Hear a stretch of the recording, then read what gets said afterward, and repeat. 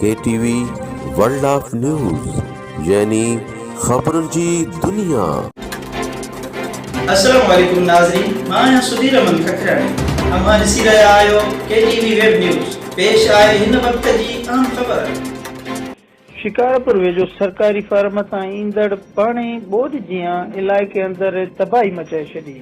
ॻोठ नौरोज़ खान जे घरनि में 3 फुट पाणी बीठल, ॿियनि ॻोठनि ॾांहुं पाणी वधण लॻो। सिंध ऐं बलोचिस्तान वेंदड़ रेलवे पटड़ी ऐं ग्रिड स्टेशन खे नुक़सान थियण जो अंदेशो, मुतासिर ॻोठाणनि जो एहतजाज। तफ़सील मूजिब शिकारपुर वेझो सीडा जे सरकारी फार्म ऐं भरिसां वहंदड़ शाख जे पाणीअ इलाइक़े अंदरि तबाही मचाए छॾी आहे।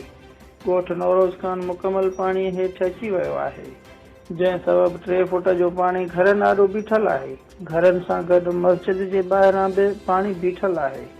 ॿुधायो पियो वञे त 3200 एकड़नि ते मुश्तमिल सीडा वारनि जो सरकारी फार्म आहे। सरकारी फार्म जे ऑफिसरनि जी नाअहलीअ सबबि ॿोॾि जियां पाणी ॻोठनि जे घरनि में काहे पियो आहे।